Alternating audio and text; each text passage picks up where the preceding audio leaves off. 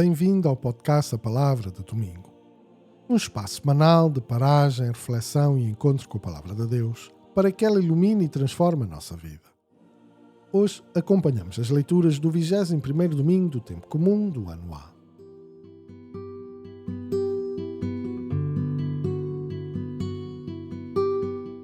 Há perguntas que fazemos acerca de Deus.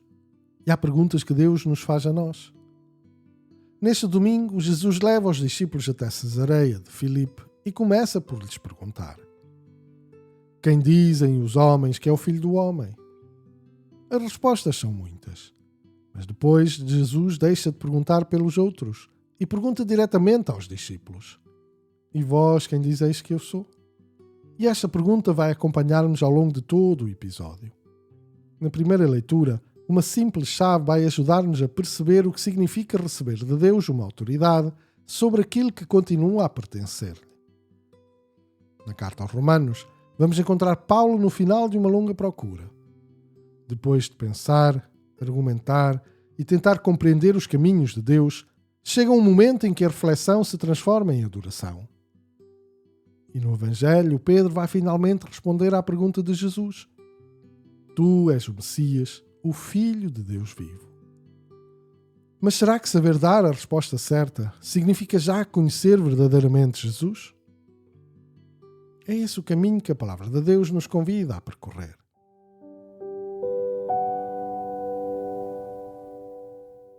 Escutemos a primeira leitura. Leitura do livro de Isaías. Eis o que diz o Senhor a Shebna, administrador do palácio.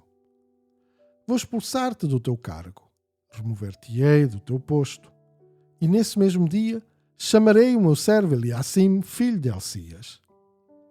Hei de revesti-lo com a tua túnica, hei de pôr-lhe à cintura a tua faixa, entregar-lhe-ei nas mãos os teus poderes. E ele será um pai para os habitantes de Jerusalém e para a casa de Judá. Porei aos seus ombros a chave da casa de David. Há de abrir sem que ninguém possa fechar. Há de fechar sem que ninguém possa abrir. Fixá-lo-ei como uma estaca em lugar firme, e ele será um trono de glória para a casa de seu pai.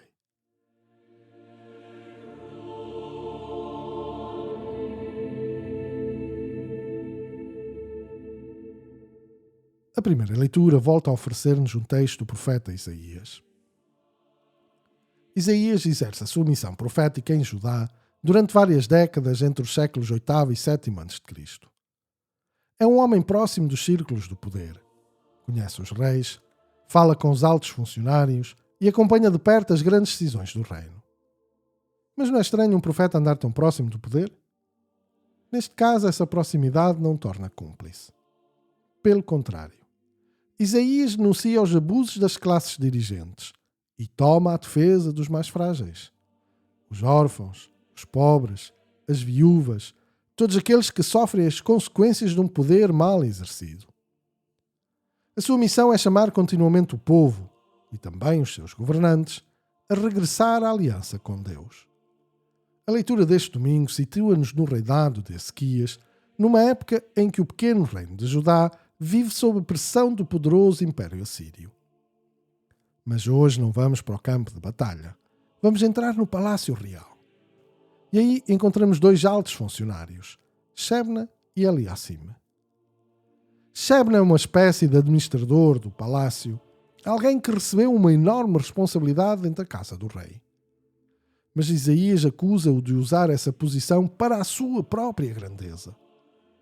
Por isso, anuncia que será afastado e substituído por Eliacim. E é aqui que aparece a imagem central desta leitura. A chave da casa de David. Mas por que é que uma chave é tão importante?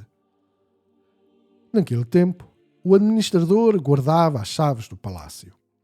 Administrava os bens do rei, controlava o acesso à casa real e decidia quem podia entrar na presença do soberano. Por isso, receber a chave significava receber a autoridade em nome do rei. Mas reparemos num pormenor. Quem recebe a chave passa a ser dono da casa? Não. O palácio continua a pertencer ao rei. Eliacim recebe autoridade para administrar aquilo que não lhe pertence. E então surge outra pergunta. Como deve exercer essa autoridade? Isaías responde. Ele será um pai para os habitantes de Jerusalém e para a casa de Judá. Ou seja, a autoridade não lhe é entregue para se servir dela, é-lhe entregue para servir. Isaías utiliza ainda outra imagem. Eliacim deverá ser como uma estaca firmemente cravada, capaz de sustentar aquilo que nela for colocado. Parece que encontramos finalmente o homem certo. Mas será mesmo assim? A leitura deste domingo termina aqui. O texto de Isaías, porém, continua. E recorda-nos também, Eliacim não será uma solução definitiva. Sobre essa estaca começa a pesar toda a sua família, todos aqueles que dependem dele. Até que a estaca que parecia tão firme, acaba por cair. Shebna é afastado. Eliacim também não permanece para sempre. Então, por que é que a liturgia nos conta esta pequena história dos corredores do Palácio de Jerusalém? Porque há uma imagem que permanece. A chave. E essa imagem prepara-nos para compreender aquilo que Jesus vai dizer no Evangelho deste domingo. Depois de Pedro confessar, tu és o Messias, o Filho de Deus vivo, Jesus diz-lhe, dar-te-ei as chaves do reino dos céus. Não significa que ele assim seja a figura de Pedro. Mas agora conseguimos perceber melhor a imagem. Como Eliacim recebe a chave da casa de David para exercer uma autoridade em nome do rei, também Pedro recebe de Cristo essa autoridade que não lhe pertence. Cristo continua a ser o Senhor da casa. Pedro recebe as chaves para se servir. E talvez esta primeira leitura nos deixe precisamente com uma pergunta antes de chegarmos ao Evangelho. O que significa receber de Deus uma autoridade sobre aquilo que continua a pertencer-lhe? Escutemos agora a segunda leitura. Leitura da Epístola do Apóstolo São Paulo aos Romanos. Como é profunda a riqueza, a sabedoria e a ciência de Deus. Como são insondáveis os seus desígnios e incompreensíveis os seus caminhos. Quem conheceu o pensamento do Senhor? Quem foi o seu conselheiro? Quem lhe deu primeiro para que tenha de receber retribuição? Dele, por ele e para ele são todas as coisas. Glória a Deus para sempre. Amém.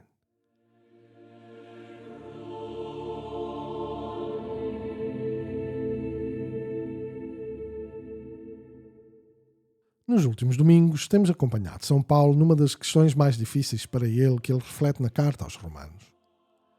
Se uma parte de Israel não acolheu Jesus como Messias, significa que Deus abandona o seu povo? Paulo responde claramente: não. Deus não esqueceu as suas promessas. Os seus dons e o seu chamamento são irrevogáveis. Israel continua amado por Deus e a entrada dos gentios na salvação não significam que tenham vindo simplesmente ocupar o seu lugar. Aliás, Paulo já nos deixou uma imagem muito forte para explicar isto. Os gentios são como que ramos enxertados numa oliveira. Não substituem a raiz, passam a receber vida dela. Mas então surge uma pergunta. Como é que tudo isto se encaixa no projeto de Deus? É precisamente isso que Paulo procura compreender ao longo dos capítulos 9, 10 e 11. E chega a algumas certezas. Deus não rejeitou o seu povo. Deus permanece fiel às suas promessas.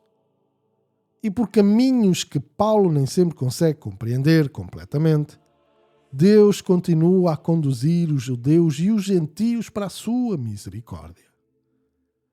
Chegamos então à leitura deste domingo. E poderíamos perguntar, depois de 3 capítulos a pensar, argumentar e procurar respostas, Paulo conseguiu finalmente explicar tudo? Não, mas também não ficou sem resposta. Paulo compreendeu o suficiente para reconhecer a fidelidade e a misericórdia de Deus. O que ele percebe é que não consegue abarcar todo o mistério do seu desígnio. E é nesse momento que acontece uma coisa muito bonita. Paulo deixa de argumentar e começa a contemplar. Como é profunda a riqueza, a sabedoria e a ciência de Deus. É quase como que se depois de percorrer um caminho muito longo, Paulo chegasse ao alto de uma montanha. Consegue ver muito mais do que via quando começou, mas percebe também que o horizonte continua muito para além daquilo que os seus olhos conseguem alcançar. Então isso significa que devemos desistir de tentar compreender Deus? Não. Paulo acabou de passar 3 capítulos precisamente a tentar compreender. A fé não nos pede que deixemos a inteligência à porta. Pede-nos que a usemos, que façamos perguntas, que procuremos, que aprofundemos. Mas também que reconheçamos que Deus é muito maior do que aquilo que a nossa inteligência consegue abarcar. Por isso, Paulo pergunta: quem conheceu o pensamento do Senhor? Quem foi o seu conselheiro? Não porque Deus seja absurdo, nem porque a fé seja irracional. Mas porque conhecer verdadeiramente Deus não significa esgotar o seu mistério. E talvez possamos resumir o caminho de Paulo assim: não compreendo completamente os caminhos de Deus, mas já conheço o suficiente para saber um pouco de quem é este Deus. É fiel, é sábio, é misericordioso e por isso posso confiar nele. É então que a reflexão se transforma em adoração. Dele, por ele e para ele são todas as coisas. Paulo começou estes capítulos com uma pergunta dolorosa sobre Israel. Depois procurou compreender. Argumentou, interrogou-se, chegou até onde a inteligência conseguia levá-lo. E diante daquilo que permanecia maior do que ele, termina em oração. Glória a Deus para sempre. Amém. E talvez Paulo nos deixe hoje esta pergunta. Quando já procurei compreender e continuo sem encontrar todas as respostas, sou capaz de deixar que a minha pergunta se transforme em confiança e oração?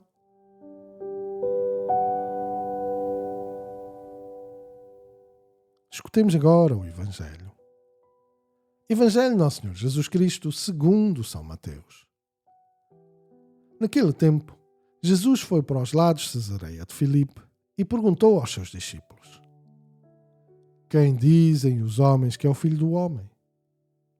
Eles responderam: uns dizem que é João Batista, outros que é Elias, outros que é Jeremias ou algum dos profetas. Jesus perguntou: e vós quem dizeis que eu sou? Então Simão Pedro tomou a palavra e disse: tu és o Messias, o Filho de Deus vivo. Jesus respondeu-lhe: feliz de ti, Simão, filho de Jonas, porque não foram a carne e o sangue que te o revelaram, mas sim meu Pai que está nos céus. Também eu te digo: tu és Pedro. Sobre esta pedra edificarei a minha igreja, e as portas do inferno não prevalecerão contra ela. Dar-te-ei as chaves do reino dos céus.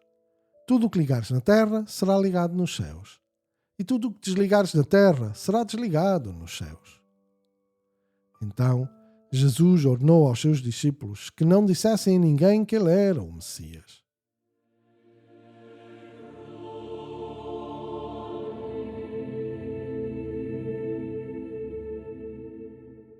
O Evangelho deste domingo leva-nos até Cesareia de Filipe, no extremo norte da Galileia, perto das nascentes do Rio Jordão.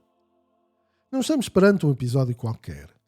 Chegamos ao momento de viragem no Evangelho de São Mateus. Até aqui, Jesus anunciou o reino, ensinou, curou e reuniu multidões. Mas começam também a crescer a oposição e a rejeição. É uma coisa que os discípulos ainda precisam de perceber. Afinal, quem é este Jesus que decidiram seguir? É então que Jesus lhes faz uma pergunta: quem dizem os homens que é o Filho do Homem? E aparecem várias respostas: João Batista, Elias, Jeremias, algum dos profetas. O que têm estas respostas em comum? Todas reconhecem que Jesus está ligado à ação de Deus. Percebem que há nele algo de profético, mas ficam por aí. Ainda não alcançaram a verdadeira identidade de Jesus. E então Jesus deixa de perguntar pelos outros. Agora, a pergunta é dirigida diretamente aos discípulos. E vós, quem dizeis que eu sou? É uma pergunta completamente diferente. Já não é o que ouvistes dizer acerca de mim. É, depois de caminhares comigo, quem dizeis que eu sou? E Pedro responde: Tu és o Messias, o Filho de Deus vivo. Aqui está o centro de todo o episódio. Jesus não é apenas um profeta enviado por Deus. É o Messias, o ungido esperado por Israel. Aquele em quem Deus vem realizar a sua obra de salvação. Mas Pedro vai ainda mais longe. O Filho de Deus vivo. Jesus tem uma relação única com o Pai. Não é simplesmente alguém que fala acerca de Deus. É o Filho. Mas surge imediatamente outra pergunta. Como é que Pedro chegou a esta resposta? Jesus esclarece. Não foram a carne e o sangue que tu revelaram, mas sim meu Pai que está nos céus. Pedro caminhou com Jesus. Escutou, viu os seus gestos, fez perguntas, pensou. Mas reconhecer verdadeiramente quem é Jesus não é apenas o resultado de uma conclusão humana. É também um dom de Deus acolhido pela fé. É depois desta profissão de fé que Jesus confia a Pedro uma missão. Tu és Pedro, e sobre esta pedra edificarei a minha igreja. Mas quem edifica a igreja? Reparemos nas palavras de Jesus. Edificarei a minha igreja. A igreja nasce de Cristo. Pertence a Cristo. Quem a edifica é Cristo. Mas Cristo quis também edificá-la através de homens concretos e confia a Pedro uma missão singular: ser o fundamento visível desta igreja que pertence a Cristo. E então aparece uma imagem que já conhecemos: as chaves. Dar-te-ei as chaves do reino dos céus. E onde é que já ouvimos falar de uma chave? Na primeira leitura. Eliacim recebe a chave da casa de David. Recebe autoridade para administrar a casa em nome do rei. E agora conseguimos perceber melhor a imagem utilizada por Jesus. Pedro recebe as chaves do reino dos céus. Mas, tal como acontecia com o administrador da casa real, receber as chaves não significa tornar-se dono da casa. Cristo continua a ser o Senhor. A autoridade de Pedro é recebida de Cristo e só pode ser exercida em nome de Cristo e ao serviço da sua igreja. Jesus acrescenta: tudo o que ligares na terra será ligado nos céus, e tudo o que desligares na terra será desligado nos céus. Mas o que significa ligar e desligar? Na linguagem judaica daquele tempo, estas expressões estavam relacionadas com o exercício da autoridade. Interpretar, discernir, determinar aquilo que era permitido ou não, regular a vida da comunidade. Na igreja, essa autoridade será exercida no governo, no ensino, na disciplina e também no perdão dos pecados. Mas não um poder arbitrário. Pedro não recebe autorização para decidir simplesmente aquilo que quiser. Recebe uma autoridade de Cristo para servir a verdade de Cristo, a unidade da igreja e a salvação daqueles que lhe são confiados. E talvez agora percebamos melhor porque é que Mateus colocou este episódio precisamente aqui. Pedro acaba de dizer corretamente quem é Jesus. Tu és o Messias, o Filho de Deus vivo.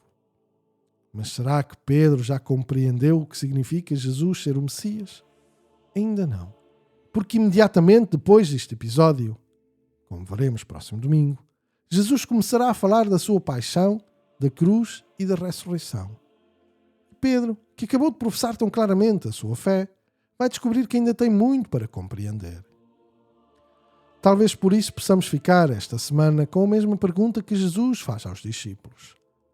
Não quem dizem os outros que é Jesus, mas depois de tudo aquilo que eu já vivi com ele, Quem digo eu que é Jesus?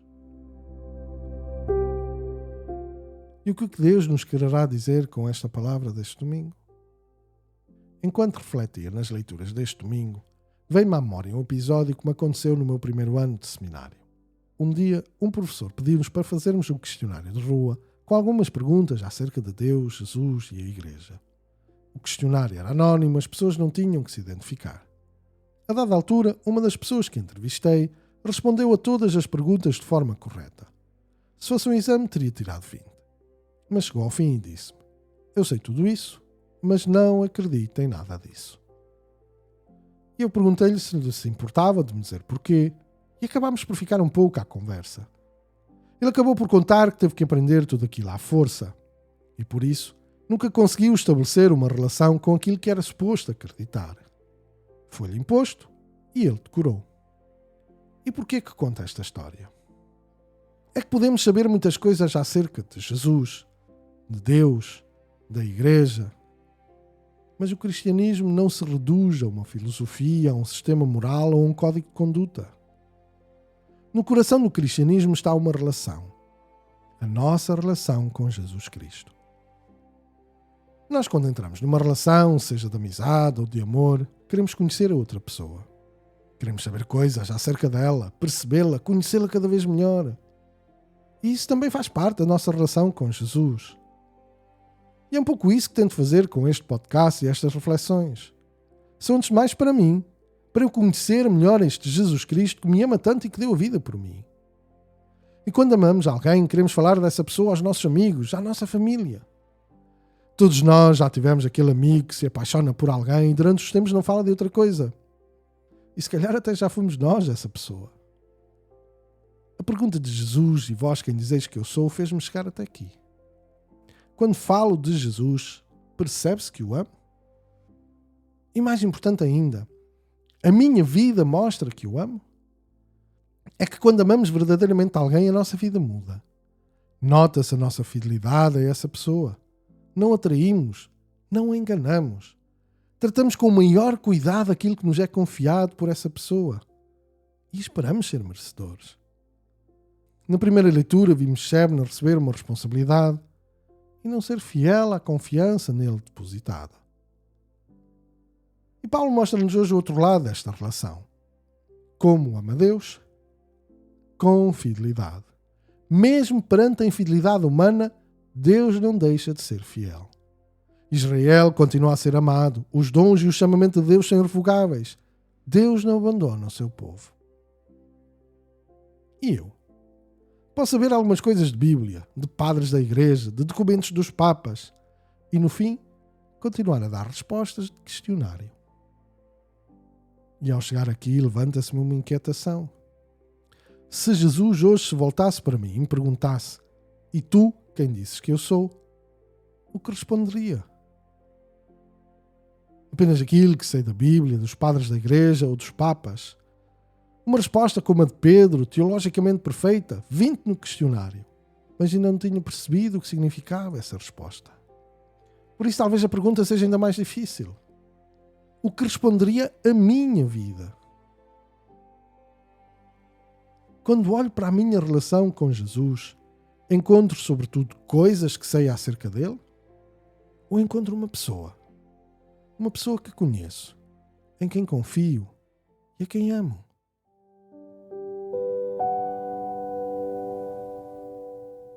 Depois de escutarmos Jesus perguntar: e tu quem dizes que eu sou? Talvez não seja preciso procurar já uma resposta perfeita. Podemos simplesmente colocar-nos diante dele e deixar que seja o salmo deste domingo a transformar a nossa resposta em oração. Senhor, a vossa misericórdia é eterna. Não abandoneis a obra das vossas mãos. De todo o coração, Senhor, eu vos dou graças, porque ouviste as palavras da minha boca. Na presença dos anjos vos hei de cantar, e vos adorarei, voltado para o vosso templo santo. Hei de louvar o vosso nome pela vossa bondade e fidelidade, porque exaltastes acima de tudo o vosso nome e a vossa promessa. Quando vos invoquei, me respondestes. Aumentaste a fortaleza da minha alma. O Senhor é excelso e olha para o humilde. Ao soberbo conhece-o de longe.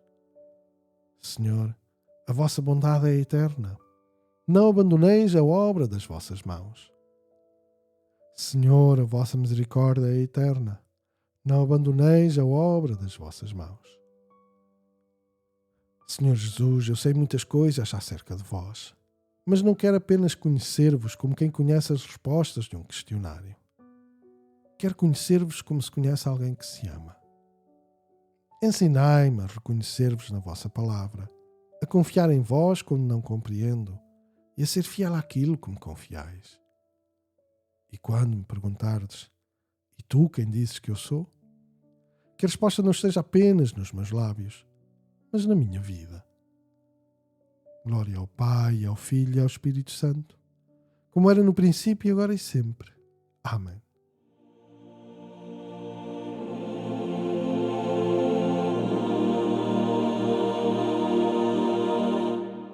E assim chegamos ao fim de mais um episódio da Palavra de Domingo. Obrigado por teres caminhado comigo através da Palavra de Deus. Encontramos-nos no próximo domingo para continuarmos este caminho. Até lá, que a palavra que escutamos continue a acompanhar a nossa vida. Até domingo.